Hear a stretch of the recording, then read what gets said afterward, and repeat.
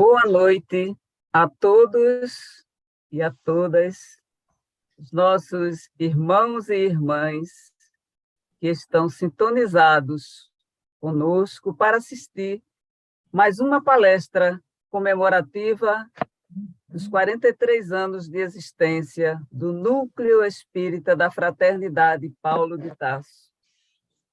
Eu sou Ivanise Osana, trabalhadora da casa, e lembramos que neste mês de aniversário, esse mês de agosto, todas as segundas-feiras, às 20 horas, teremos palestras alusivas a Paulo de Tarso, esse grande apóstolo do Cristo.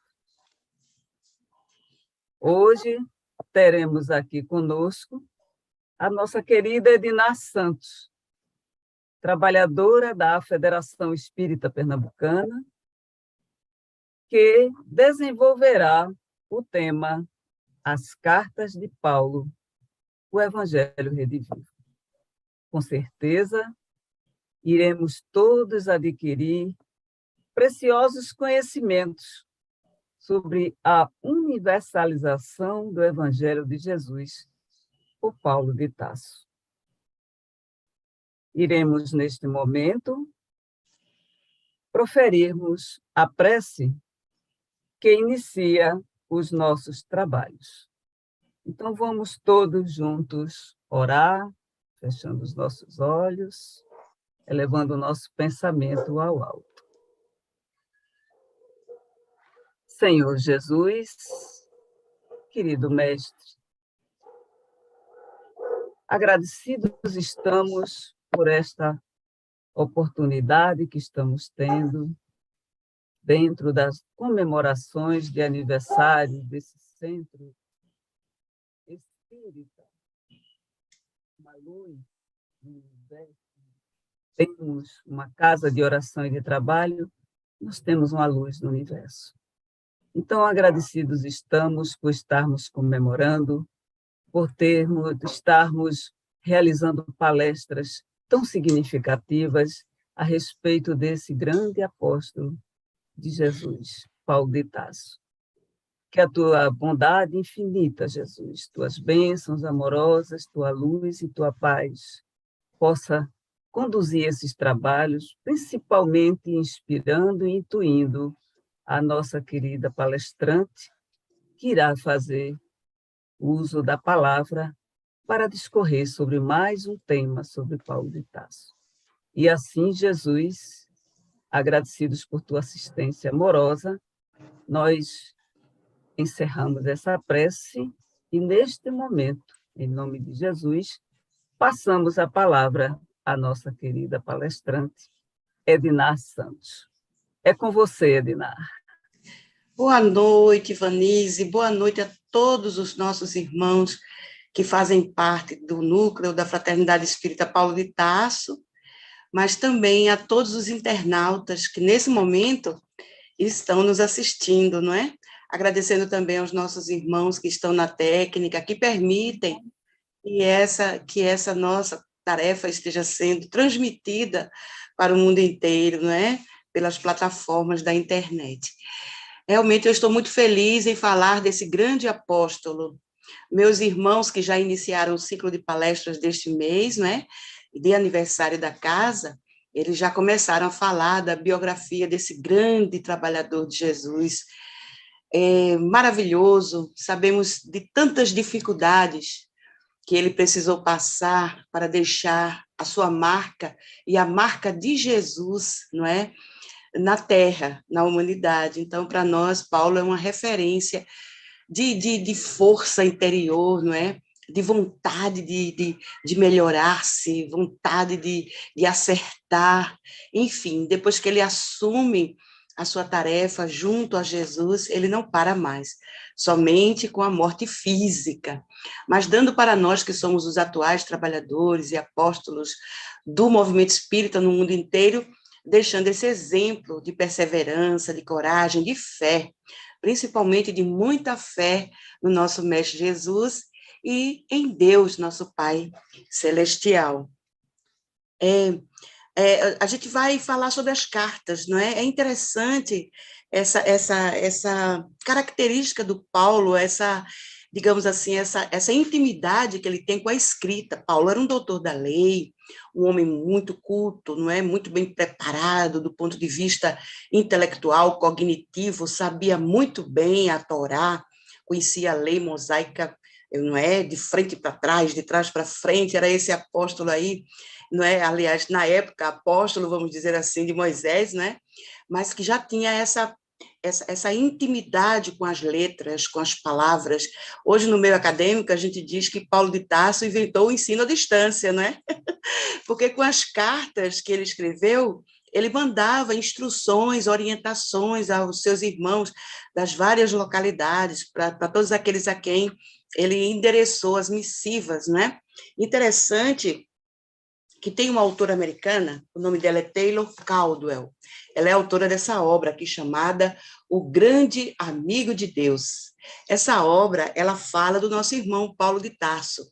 E aqui na página 391, ela vai citar um fato curioso a respeito de Paulo, que já nos dá um indício de como essas cartas, as epístolas que Paulo escreveu, de certa maneira, não é, tiveram sua gênese, digamos, sua inspiração em cartas que Paulo solicitou, que eu vou ler aqui o trechinho dos Atos dos Apóstolos, no capítulo 9, nos versos que vão de 1 a 3, que a autora, não é, a Taylor, ela faz essa referência, dizendo o seguinte, ela colocando aqui que Paulo, não é, ele vai dizer o seguinte, e Saul aqui, o personagem que faz parte também da história de Paulo, respirando ameaças e morte contra os discípulos do Senhor, dirigiu-se ao sumo sacerdote, pedindo-lhe cartas para as sinagogas de Damasco, a fim de que, no caso de encontrarem alguém daquela seita, porque consideravam, não é, o cristianismo ali nascente, era considerado pelos judeus, pelos fariseus, como uma seita, não é? Demoníaca, inclusive. Então, pedindo-lhe que essas cartas fossem escritas. Vejo que as cartas já eram, naquela época, um forte meio de comunicação. A mensageria romana era muito competente, então, rapidamente, essas cartas chegavam aos seus destinos. Paulo, possivelmente, pela sua cidadania romana, né? Paulo era romano por parte de pai e judeu por parte de mãe. Paulo utilizou-se desse seu prestígio romano para usar, possivelmente, essa mensageria para, então, que suas cartas, escritas em 4 mãos, né, a 4 mãos com seus outros companheiros, pudessem chegar aos seus destinos. Então, essas cartas deveriam ser entregues, não é? O sumo sacerdote deveria escrever cartas às sinagogas, todas espalhadas pelos confins afora, para que, se fosse encontrada ali alguma pessoa ligada a essa seita do Nazareno, não é? Pudesse ser homem ou mulher, pudesse, então, levá-los presos até Jerusalém. Vejam, então, as cartas, a princípio, na vida de Paulo de Tarso, elas serviram como meio de prisão, né, como mandados de prisão para os homens ou mulheres que professassem o cristianismo, né? Então foi assim que Paulo, né, estava levando uma dessas cartas para Damasco, para justamente prender Ananias, que para ele era um criminoso, que tinha, digamos assim, seduzido de forma intelectiva a sua noiva, Abigail. Então, na viagem, ele levou, né, uma dessas cartas para, então, ter digamos assim, a comprovação jurídica, vamos dizer assim, né, legal, de poder prender qualquer homem ou qualquer mulher que fossem ligados a Jesus.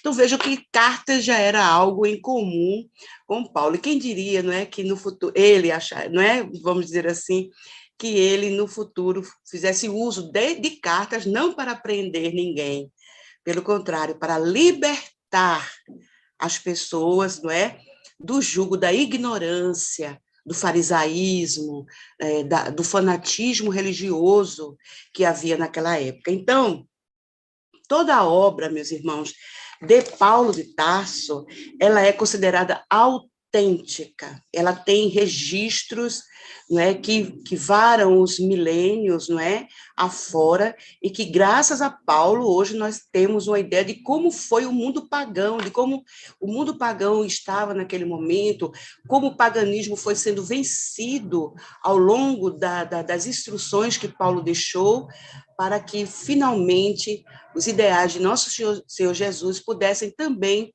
ser conhecidos, não é, em vários pontos do mundo. Então, foram 14 epístolas, e que muitos consideram como livros, porque elas eram várias e várias páginas, onde Paulo dissertava essas orientações, falava de todas essas situações que ele estava passando, e que aqueles irmãos que, porventura, também estivessem passando por dissabores, por situações adversas, difíceis, as cartas serviriam de lenitivo, de instrução, de orientação e até de diretrizes seguras. Então, vejam, essas cartas foram encontradas depois, porque muitas também se perderam, é bom que a gente saiba disso.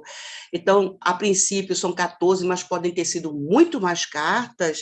Elas foram encontradas no cristianismo redivivo, quando novamente, não é, o cristianismo estava voltando, digamos assim, se voltando para nosso Senhor Jesus. Nós sabemos que após a morte de Jesus houve toda aquela perseguição aos cristãos, que duraram mais de 300 anos, praticamente, né? Quase 400 anos.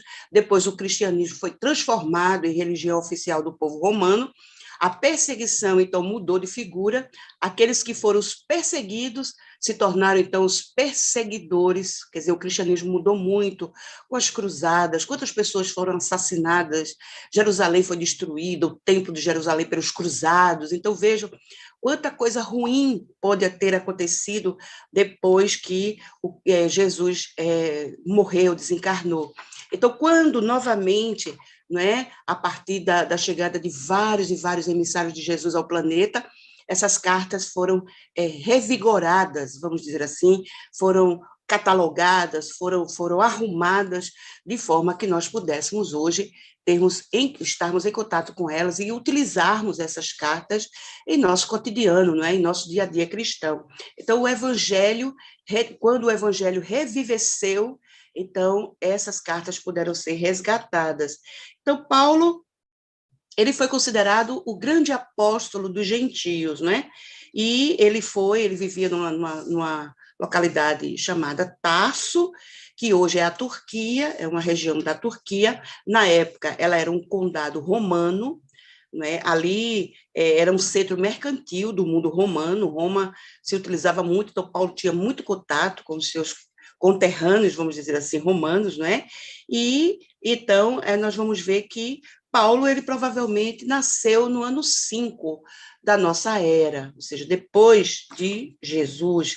Então, antes da sua conversão, ele se chamava Saulo, nós também já sabemos disso, nossos irmãos que iniciaram o ciclo já devem ter citado essa informação, e ele odiava os discípulos de Jesus, porque na época, Paulo, como diz a Taylor Caldwell, na sua obra O Grande Amigo de Deus, Paulo, na época, Saulo, ele era um grande seguidor de Deus, e ele adorava Deus daquela forma como os antigos adoravam, ou seja, que Deus era um soldado, que Deus era um rei, que Deus ordenava matanças, que Deus ordenava perseguições.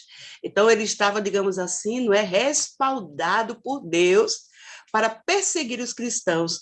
Paulo nem sequer imaginava, não é, que Jesus, nosso irmão mais velho, era um grande enviado de Deus. Ele não via Jesus por esse prisma, não é? De ser o Messias, de ser o enviado, o Emanuel. Ele não tinha essa noção. Então ele odiava, ele considerava então aquela seita demoníaca, né? Ele odiava os discípulos de Jesus e passou então a persegui-los durante muito tempo após a desencarnação de nosso Senhor Jesus.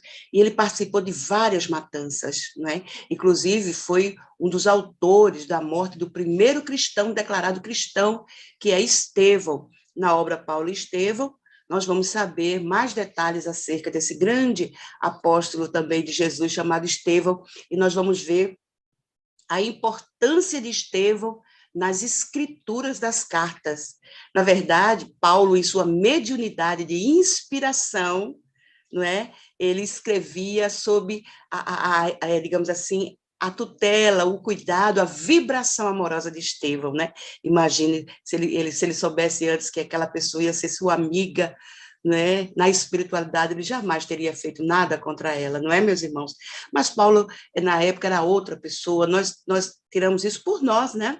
Quantas mudanças nós já estabelecemos na nossa vida, graças, então, a uma nova visão do mundo. Então, Paulo mudou sua visão do mundo a partir do momento que ele encontrou Jesus na estrada de Damasco. É por isso que, às vezes, a gente até usa essa expressão, quando eu encontrar, não é? Quando eu estiver na minha estrada de Damasco, eu vou poder ver o mundo de uma maneira melhor. Então, foi isso que aconteceu. E é isso que nós desejamos e ensejamos para todos os cristãos da Terra, para todas as pessoas do mundo, que todos possam ter a oportunidade de cruzar a sua estrada de Damasco e fazer a sua autotransformação, não é? Então, vejam, ele ocupava um grande cargo no Sinédrio, né? Na cidade de Jerusalém. Ele foi, inclusive, incumbido de comandar as perseguições aos discípulos de Jesus por toda a Síria. Nossa, ele criou uma raiva, uma revolta, um ódio contra essas pessoas que depois, lá na frente, seriam seus amigos, seriam seus discípulos, inclusive, também, não é? Então, ele jurara colocar fim aos seguidores de Jesus, então ele comandava essas grandes perseguições e até matava pessoas por conta disso, né?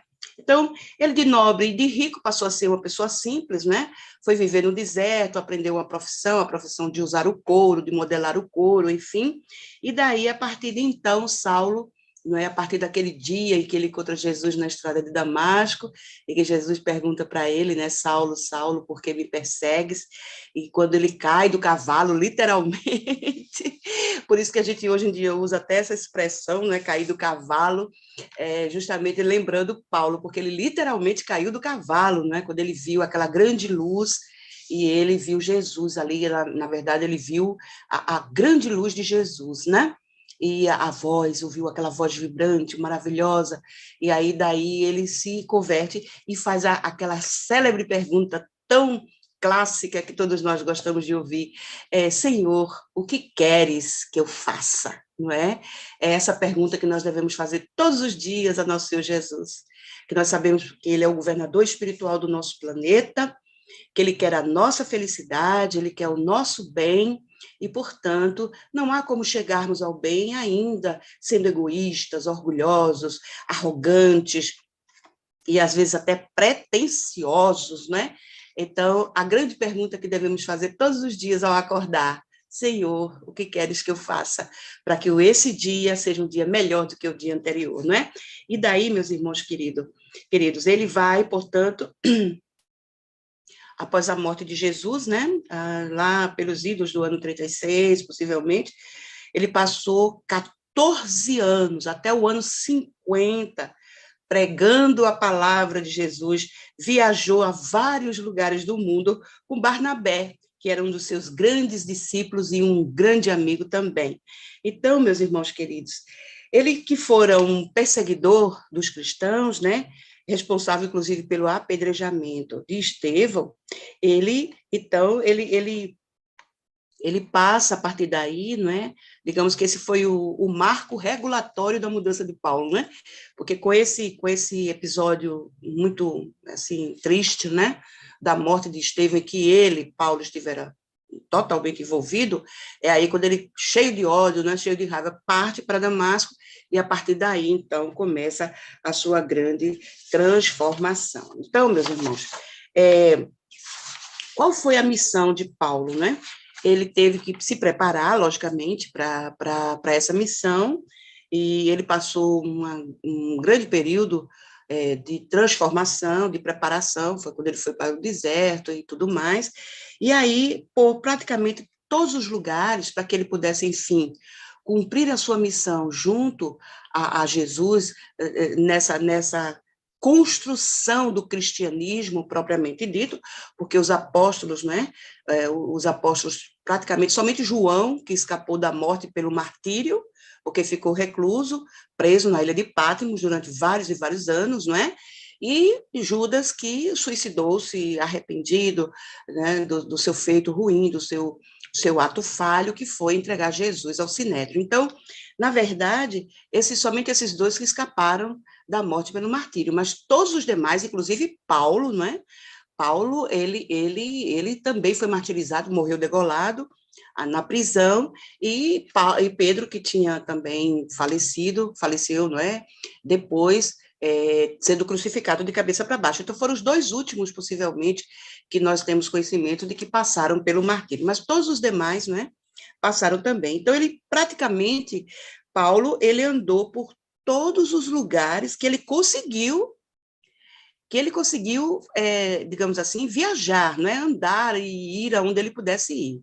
E ele conseguiu muitos adeptos nessa época em que ele andou por aí afora, graças aos seus recursos de grande orador.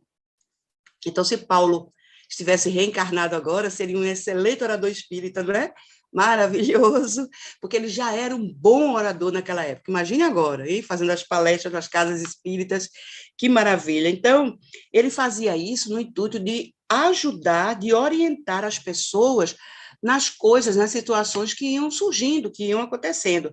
Então, orou muito a Jesus, recebeu resposta, foi quando ele recebeu a resposta da sugestão de escrever cartas, enfim.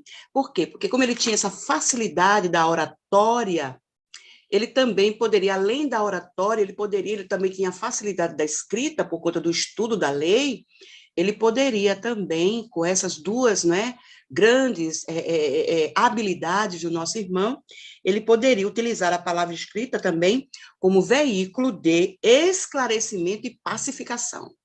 Olha que maravilha. Nós vamos ver realmente, depois que a gente pega cada carta de Paulo, né, as 14, a gente vê que ele realmente cumpriu esse papel de ser um pacificador, de um conciliador, alguém que tinha uma vontade muito grande de ajudar, alguém que tinha uma vontade assim muito grande que todos se convertessem a Jesus, ao cristianismo. Se não se convertessem ao movimento cristão, como é hoje, por exemplo, o movimento espírita, nós temos hoje a doutrina espírita e nós temos o movimento espírita. São duas coisas diferentes, né? A doutrina é a doutrina codificada por Allan Kardec, graças às instruções dos espíritos superiores. E o movimento espírita somos nós, os trabalhadores voluntários, que fazemos com que esse movimento exista. É pelo movimento espírita que nós divulgamos o Evangelho de Nosso Senhor Jesus e a codificação, nas grandes tarefas que nós fazemos dentro das casas espíritas, nos diversos momentos em que nós podemos falar sobre a doutrina, sobre os evangelhos, nós estamos propagando, difundindo o Evangelho de Nosso Senhor Jesus, o Consolador prometido. Então, na época, Paulo, não é? Ele estava divulgando Jesus, o seu Evangelho, a sua vida ali, os apóstolos ainda, os evangelhos não estavam totalmente constituídos, né? A gente já viu que isso só foi feito bem depois, já muitos séculos, milênios até depois, não é? Então, na verdade, o que aconteceu é que ali Paulo estava difundindo Jesus, todos os ensinamentos que Jesus deixou conosco, né? E ele era a palavra viva, a carta viva, vamos chamar assim, de Nosso Senhor Jesus naquele momento. Então, são 14 cartas, são Romanos, Coríntios, a primeira carta aos Coríntios e a segunda, Gálatas, Efésios, Filipenses, Colossenses, Tessalonicenses, primeira e segunda, Timóteo, primeira e segunda também, Tito, Filemão e Hebreus. Então, quando a gente conta aí, né, nós vamos contar 14 missivas extraordinariamente, não é? Escritas por Paulo e seus amigos. Paulo também aproveitava nessas cartas e ele colocava como eram os procedimentos, as tarefas realizadas nas igrejas já fundadas, no caso de Corinto e de Antioquia. Então, como eram as atividades? Quando a gente vai lá no livro Paulo e Estevão, né, aqui, ó, nessa obra monumental chamada Paulo e Estevão, pelo Espírito Emmanuel, pela psicografia do nosso lápis de luz, Francisco Cândido Xavier, não é? Emmanuel vai falar aqui justamente no capítulo das epístolas que as atividades eram as atividades que a gente faz hoje nas nossas casas espíritas. Então, aqui, Paulo vai descrever, por exemplo, que havia atividades, não é, de palestras. Paulo geralmente era o orador principal, ou então, quando ele não podia fazer a oratória, outra pessoa o substituía, mas Paulo fazia muito bem esse papel. Havia senhoras que ajudavam, não é, na parte dos necessitados, atendia aos necessitados. Havia ali naquela época também muita cura. Os médiuns daquela época eram médiuns curadores. Então, muitas pessoas eram curadas dos males físicos, das obsessões, no caso, elas eram tratadas espiritualmente pelo processo de desobsessão. Então, veja, a gente já viu aí várias atividades, oratória, atendimento fraterno, assistência social aos oprimidos, aos sofredores, cura dos doentes, havia também os passes, ele fala também dos passes. Então, quando você chegar aqui no capítulo 7, de Paulo Estevão, que fala sobre as epístolas, você vai encontrar essas informações com relação às atividades que eram feitas nas casas, aliás, nas duas igrejas, Corinto e Antioquia. Então, quando ele escrevia as cartas, muitas dessas informações das tarefas que eram realizadas eram colocadas também nas cartas para que as pessoas pudessem lá replicar aquela mesma tarefa, não é? Fazer o mesmo, criar o mesmo método, o mesmo procedimento que Paulo já adotava nessas outras duas igrejas. Mas o que mais nos chama a atenção, meus irmãos, nesse capítulo 7, que trata das epístolas de Paulo, é que Paulo, né, recebia muitos convites para visitar várias e várias comunidades espalhadas mundo afora, né? Não só pela Europa, mas também, principalmente, pela Ásia, pelo Oriente Médio, não é? Aquela região ali onde eles estavam mais concentrados, os hebreus. Mas Paulo não tinha como estar em tantos lugares ao mesmo tempo. Então, foi aí que nosso Senhor Jesus inspirou a escrever as cartas, não é? Então, aqui é tão interessante, porque quando Paulo fez a sua prece, não é? Eu vou ler aqui, ipsiliteri, como está aqui no livro Paulo e Estevão, nas páginas 377 e 378, as atividades que eu falei estão na 379. Então, vejam, Paulo, né, fez uma oração a Jesus, porque chegavam os convites, chegavam, e ele, coitado, estressado, sem poder sair do lugar, porque tanta coisa que ele tinha que fazer. Isso acontece muito conosco, não é? Às vezes nós assumimos muitas atividades e acabamos ficando ansiosos, estressados, com tanta coisa para fazer. É aí o momento, Paulo está dando aqui o exemplo para nós, nesse momento de muito estresse, de muita azáfama, não é? De ansiedade, o que é que nós devemos fazer? Orar. Como diz o padre Zezinho, orar costuma fazer bem, ou como faz bem, não é? Então, Paulo faz uma oração, ele faz uma prece a Jesus, e aí Jesus aparece para ele. Ai, meu Deus, coisa linda, maravilhosa, né? Imagina esse momento, um momento muito lindo, um momento de vibrações elevadíssimas, né? Com a presença do nosso Mestre Jesus. Aí Jesus diz assim para Paulo: não te atormentes com as necessidades do serviço.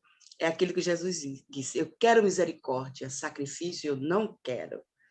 Nós não devemos fazer nada por sacrifício, meus irmãos.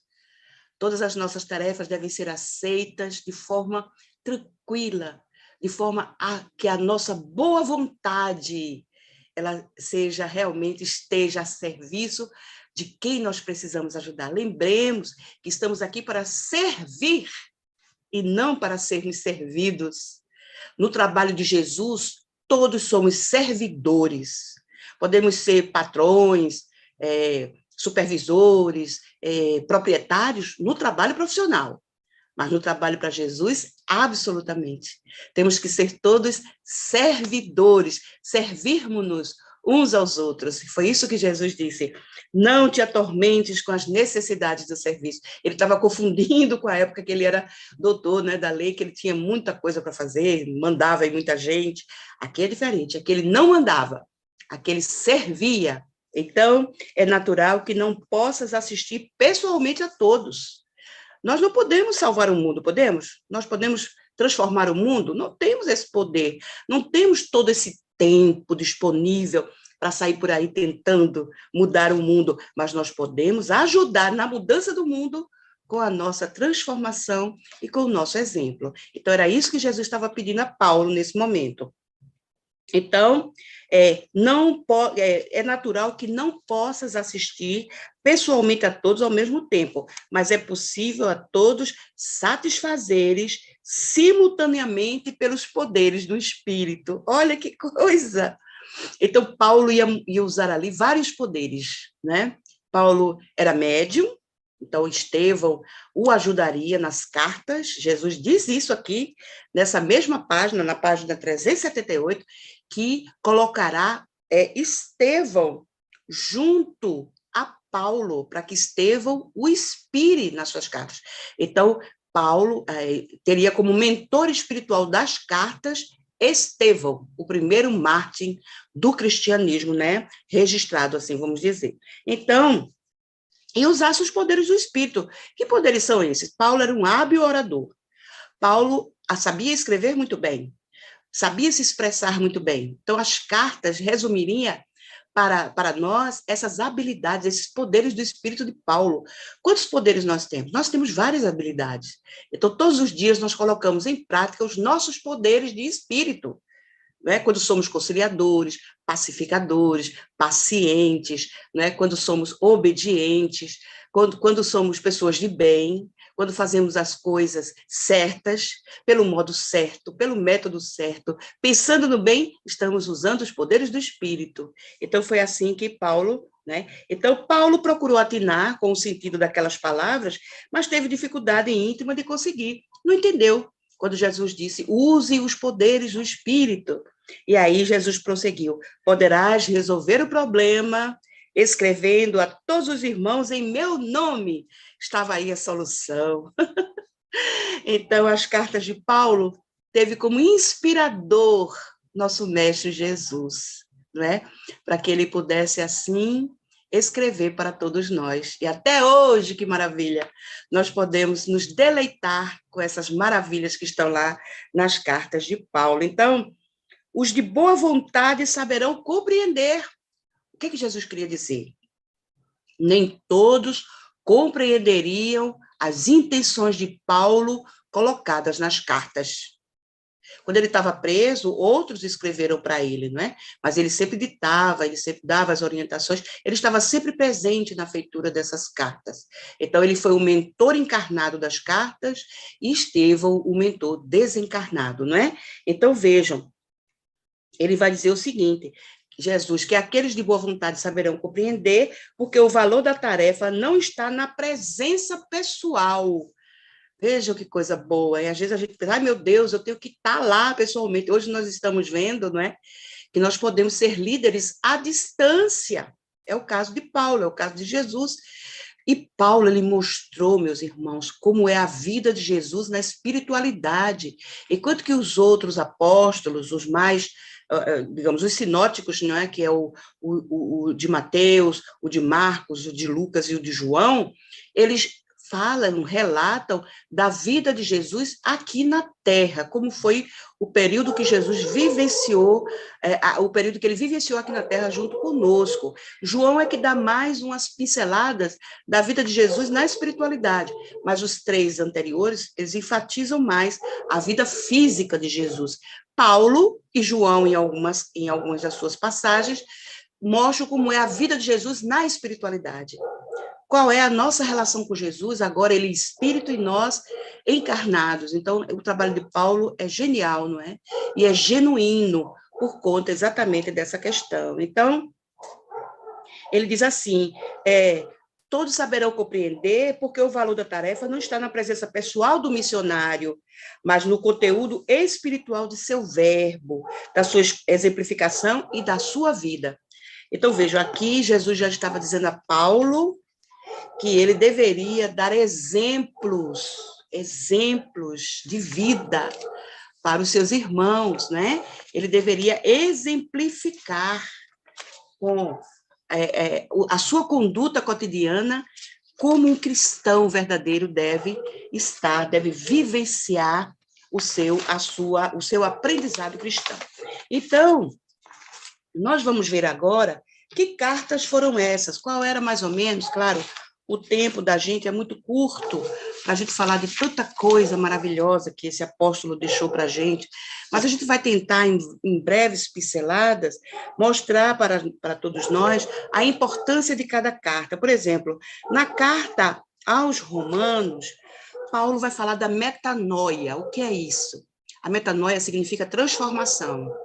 A pessoa se arrepende dos males que fez, dos erros que cometeu, e aí começa a sua renovação. Renovai-vos pela transformação da vossa mente. Paulo vai dizer isso em uma de suas cartas, que é uma das coisas mais bonitas que eu já li, né? De todas elas. Então, vejam, as cartas aos Romanos, ela tinha a função, não é, de falar sobre os judeus e a dívida universal com Deus que nós temos. Também, nessa carta aos Romanos, Paulo vai falar sobre a justificação pela fé. Nós precisamos justificar a nossa presença na terra pela fé. Ele vai falar sobre a salvação universal por Jesus e suas consequências, né? O que veio após a chegada de Jesus aqui. Vai falar sobre a salvação dos judeus, vai falar sobre a vida cristã e as orientações e práticas, como a gente pode ser cristão na prática. Então, na carta aos Romanos, Paulo vai falar sobre isso e vai falar, como eu falei para vocês, sobre o amor, né, sem fingimento.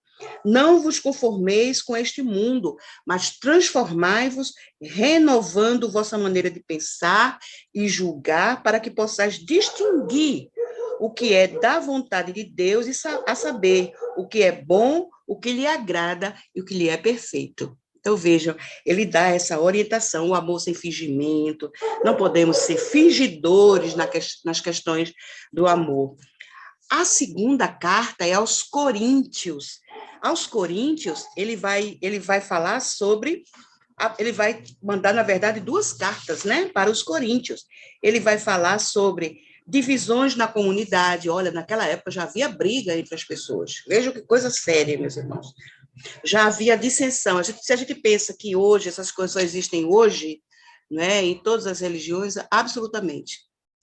Já naquela época, no princípio daquelas comunidades cristãs, já havia a briguinha, a inveja, o despeito, não é? Então, ele vai falar sobre divisões na comunidade, os abusos gritantes daquela época, a vida do cristão no mundo, como ela deve ser, a vida na própria comunidade, entre eles, como é que eles deveriam se resolver intimamente, não é? E falar sobre a ressurreição de Cristo e a nossa ressurreição, né? Então, quando nós desencarnamos, ressurgimos na espiritualidade, né? Então, como é que vai ser isso? Como é que a gente vai ressurgir? Porque a gente veio para cá, passou um tempo, agora vamos voltar para a nossa verdadeira casa. Então, como é que eu vou ressurgir na minha verdadeira casa? Como eu estarei? Então, Paulo vai falar, né, sobre isso. E ele vai falar também sobre o que ele mesmo, o que ele mesmo transmite para os irmãos, não é? Como é que isso deve ser feito? No nosso caso, como é que nós devemos transmitir para os nossos irmãos o Evangelho de Jesus e a codificação espírita? Então, Paulo já estava preocupado com isso lá atrás. Como difundir, transmitir, não é, os ensinamentos de nosso Mestre Jesus. Ele já estava ali preocupado com isso. Então, na sua carta aos Coríntios, Paulo, ele vai, não é, botar como base essa informação. E na sua carta aos Gálatas, Paulo vai falar sobre a obrigação religiosa que Cristo não exigia. Jesus não exigia práticas exteriores. Então, nós vemos que hoje as religiões cristãs, elas têm muito isso, de práticas exteriores. E Jesus não, em momento nenhum, pelo contrário, não é? Ele refutava essas questões muito de forma, às vezes, até categórica, enérgica, não é? Então, ali, Jesus, ele nos chamava ao trabalho face to face, né? Ombro a ombro, cara a cara com as pessoas. Não essa coisa de trazer para elas como ela deveria fazer isso, como ela deveria fazer aquilo. Absolutamente. Isso não era tema não é, de Jesus em sua carta aos Gálatas, Paulo deixa isso muito bem claro. Então, veja, tem aquela célebre frase nessa carta aos Gálatas, que Paulo diz o seguinte: aliás, foi em virtude da lei que eu morri para a lei, ou seja, deixei de ser doutor da lei, deixei de seguir, não é, os 10 mandamentos daquela forma tão horrível como era feita, a fim de viver para Deus. Com Cristo fui pregado na cruz. Então, para ele, Jesus não estava sozinho. O sacrifício de Jesus não foi em vão. Jesus não estava abandonado, não é? Não deveria estar. Então, eu morri, eu fui pregado na cruz. Eu vivo, mas não eu. O Cristo é o Cristo que vive em mim. Aquela célebre frase que todos nós conhecemos e adoramos, né? Quando Paulo fala nessa carta aos Gálatas. E na sua carta aos Efésios, ele vai falar sobre a introdução do evangelho desvirtuado. Vejam, ali naquela época já estava começando a desvirtuação dos ensinamentos de nosso Senhor Jesus. Ele vai falar da sua própria missão junto aos pagãos, ele vai falar sobre Pedro e o evangelho de Paulo, dele, ele vai falar sobre o retrocesso dos Gálatas, então os Gálatas estavam passando por problemas naquela época, ele vai falar do regime da fé e da lei na história da salvação, como nos salvarmos pela lei de Deus, que é a lei do amor, que é a lei da justiça, que é a lei da caridade, e também como nós vamos, não é, nos salvar com isso, pela fé em Deus. As suas leis estão escritas na nossa consciência, questão 621 do Livro dos Espíritos, então nós vivemos pela fé nessa lei, não é? A exortação para que não houvesse uma volta à escravidão, essa escravidão é a escravidão das práticas exteriores, não é? E também a verdadeira liberdade, que é fruto do Espírito. Então, veja como é interessante. O homem pode estar preso, inclusive numa cela, numa prisão, mas o Espírito nunca estará preso, o Espírito é livre. O homem pode estar preso aos ditames, às regras do mundo, às coisas do mundo, aos bens materiais, mas o espírito não está cativo, o espírito é livre. Então, todas essas temáticas importantes, Paulo trouxe na sua carta aos Efésios. E ele vai falar também do homem velho e da transformação desse homem velho no homem novo. Desapareça de vós, não é? Ele diz assim, olha,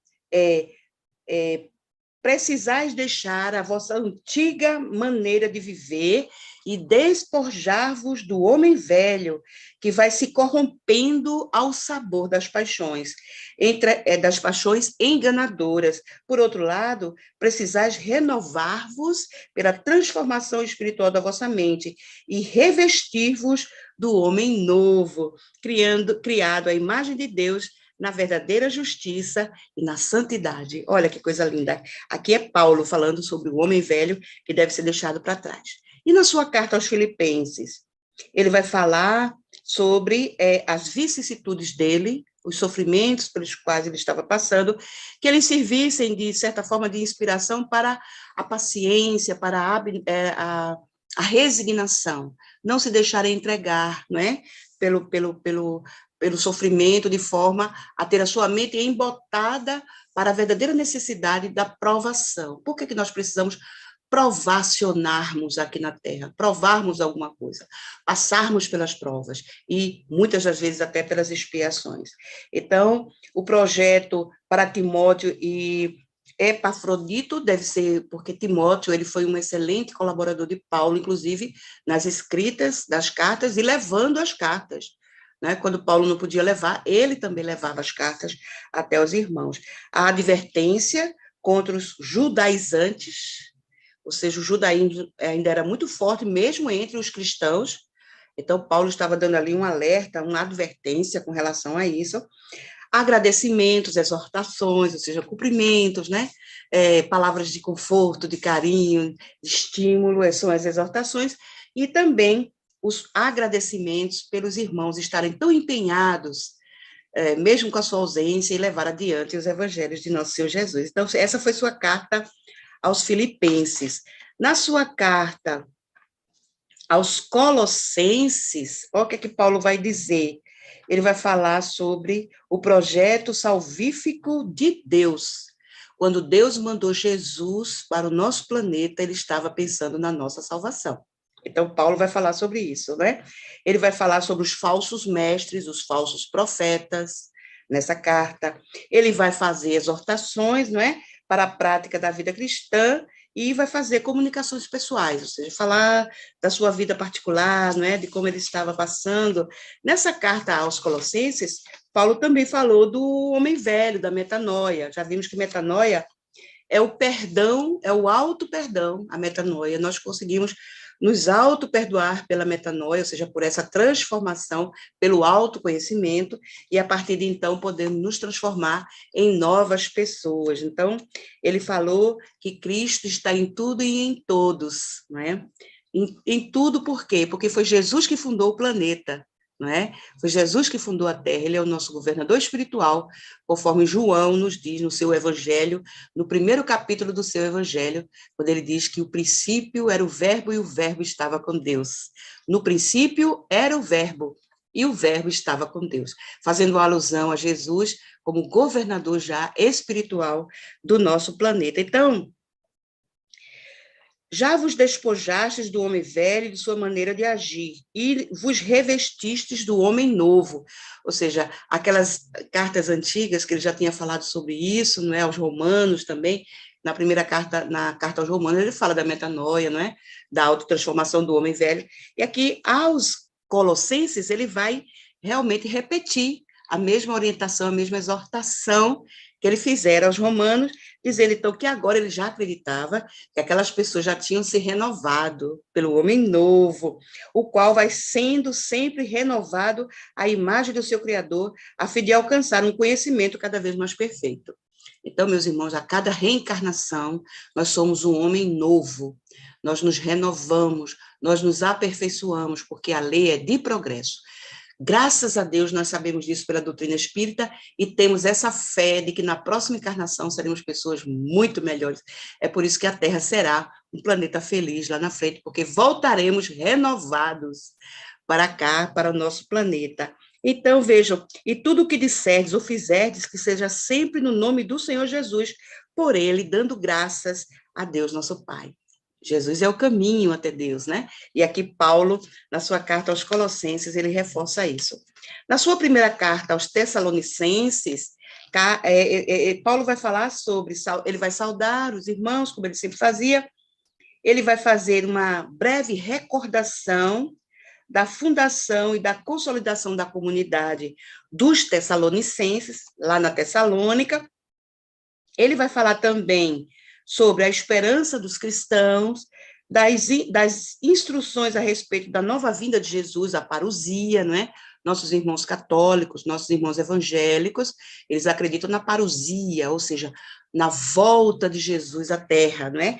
Paulo falava sobre isso, mas Paulo, é claro, ele não ia dar detalhes, não é? De que isso não seria pessoalmente, fisicamente, mas ele dizia que Jesus voltaria, deixando esperança, na verdade, para os nossos irmãos da Tessalônica. Instruções a respeito da nova vinda do Cristo, da parousia, e instruções para a vida na comunidade.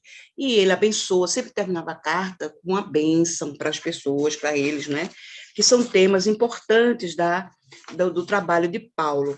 E nessa carta aos Tessalonicenses, tem uma frase também de Paulo que também todos nós gostamos muito de repetir, que é aquela que diz que examinai tudo e guardai o que for bom. Então, é nessa carta aos Tessalonicenses que Paulo vai falar sobre essa questão. Então, está aqui nas instruções para a comunidade, na carta aos Tessalonicenses. E na segunda carta aos Tessalonicenses, Paulo vai falar sobre o que deve ainda acontecer, o anticristo, os falsos profetas, lembra que Jesus fala, guardai-vos os falsos cristos, se levantarão na terra, não é? Falsos cristos e falsos profetas. Então, Paulo relembra esses ditos de Jesus aqui na sua carta aos Tessalonicenses e fala do anticristo, o impedimento e a destruição desse mesmo anticristo. como tirarmos da nossa vida, não é? Como neutralizarmos os efeitos negativos das influências negativas, porque os anticristos, eles têm como missão nos desestabilizar, nos iludir, nos enganar. Então, nós devemos ter todo, não é? O cuidado, a oração, a vigilância, para evitarmos sermos pegos de surpresa pelos anticristos, pelos falsos profetas. Então, ele vai falar também da fidelidade ao ensinamento e a refutação daqueles que neguem o trabalho de Jesus no nosso cotidiano. Então, vejo como já havia, não é, uma grande investida, não somente dos encarnados, mas também dos desencarnados, não é, das sombras contra nós. Ele vai também escrever a Timóteo, que são cartas pastorais, ou seja, cartas que dão a Timóteo todo o cabedal para que ele possa repassar os ensinamentos de Paulo aos irmãos da comunidade, vai falar sobre falsas doutrinas, olha que coisa interessante. A vocação e a transmissão do legado de Timóteo, não é? Aliás, do legado a Timóteo. Estava chegando a hora de Paulo, né? A hora dele desencarnar. Então, ele já estava deixando para o seu irmão querido os procedimentos de como proceder, de como atuar junto às comunidades cristãs. As determinações diversas sobre a oração, a função do bispo e dos diáconos. Vejam que funções antigas, né? Já existiam na época de Paulo. Os falsos mestres e suas doutrinas e como enfrentar esses falsos mestres. Novamente, os falsos profetas. Atitudes para com as diversas categorias de fiéis, não é? Nós vamos encontrar os fiéis que são mais fenomenológicos, os fiéis que são mais materialistas, aqueles que são mais ligados, afetos ao fenômeno em si, enquanto que há aqueles, né, que são os verdadeiros, né, cristãos que não se ligam apenas no fenômeno, mas sim na regra, na moral, na ética daquelas palavras, daqueles ensinamentos.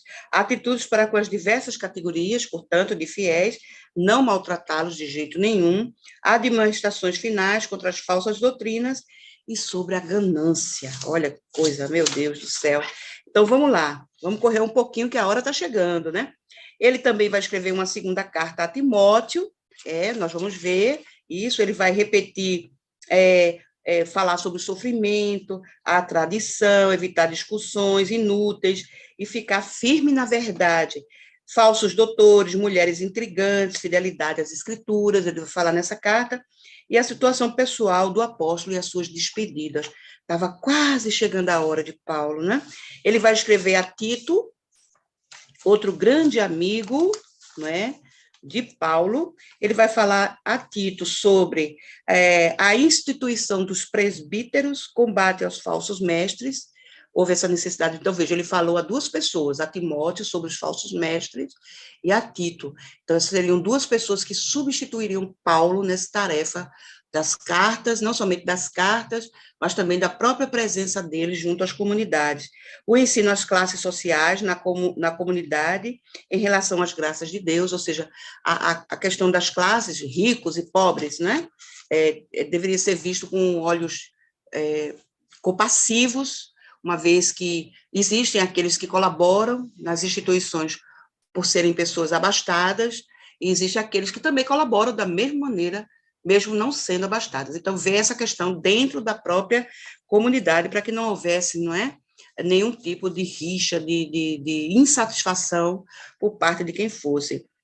A submissão às autoridades, era necessário obedecer às leis, às boas obras, contra os falsos mestres também. Então, veja, não somente falou dos falsos mestres para Timóteo, mas falou também para Tito, não é? Fez uma carta a Filemon também, outro amigo de Paulo, outro grande amigo de Paulo, não é? Essa carta é bem pequenininha, ela só tem um capítulo, né? E é bem pequenininha mesmo, vai do versículo 1 ao 25. Ele fala também de todas essas coisas para Filemon, sobre a ação de graças e sobre outras atividades. Ele vai mandar, finalmente, a sua última carta aos Hebreus.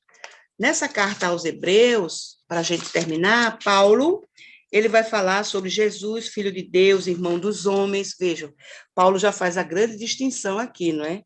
Enquanto vários irmãos nossos de atividades cristãs, eles acreditam que Jesus é Deus, Paulo faz a devida distinção aqui, olha. Jesus, Filho de Deus, irmão dos homens. Jesus, mediador, fidedigno e solidário. O sacerdócio de Melquisedeque, ele vai falar aqui. Jesus, sacerdote de uma aliança melhor. Então, nessa carta aos Hebreus, que é linda, né, uma carta linda também, Paulo vai trazer e vai falar para a gente sobre a nuvem de testemunhas. Lembram disso? Também a gente fala isso, né? Que nós somos vigiados, vamos dizer assim, ou observados por uma nuvem de testemunha. Ele vai dizer assim, lá no capítulo 12, aliás, no capítulo 12, nos versículos de 1 até, vou ver aqui, até o 2, ele diz assim: portanto, com tamanha nuvem de testemunhas, os espíritos, né, nossos guias, os guardiões, enfim, em torno de nós, deixemos de lado tudo que nos atrapalha e o pecado que nos envolve. Corramos com perseverança na competição que nos é proposta, com os olhos fixos em Jesus, que vai à frente da nossa fé e que nos leva à perfeição. Aqui na carta aos Hebreus, Paulo dá uma dica de que ele foi um atleta. Paulo foi um grande atleta e competidor. A gente vai ter agora, não é, em breve, a Copa do Mundo. Já havia, na época de Paulo, as Olimpíadas da Grécia, de Roma, e Paulo participava. Paulo era um grande competidor. Ele aqui, num texto que eu achei, ele usa, inclusive, ele dá essa informação nas cartas. Aqui nos Hebreus, nós vimos que ele falou sobre correr, né? Está aqui, ó, na carta aos Hebreus, olha. Corramos com perseverança na competição. Só que essa daqui é diferente. Essa competição não é aquela para ganhar medalha, para ganhar títulos honoríficos terrenos, mas aqui é na competição que nos é proposta com os olhos fixos em Jesus. A competição aqui é contra os nossos próprios erros, contra os nossos próprios, as montanhas que nos atrapalham, as montanhas das dificuldades. Aqui a competição é contra o nosso orgulho, a nossa vaidade, o nosso egoísmo, é diferente. Ele usava a competição, quando ele era atleta, para vencer os seus opositores, mas aqui não, aqui o opositor é ele mesmo, né? É a sua parte sombra. Então, a competição aqui que Paulo fala é essa. Mas é interessante que nem todo mundo sabe, mas que Paulo ele usou, né, várias referências aos Jogos Olímpicos que ele participava, não é? Ou seja, ele fazia referência a alguns tipos de esportes nas 14 cartas. Ele fala de alguma coisa, ele sempre cita os seus tempos de atleta, de corredor, não é? De competidor.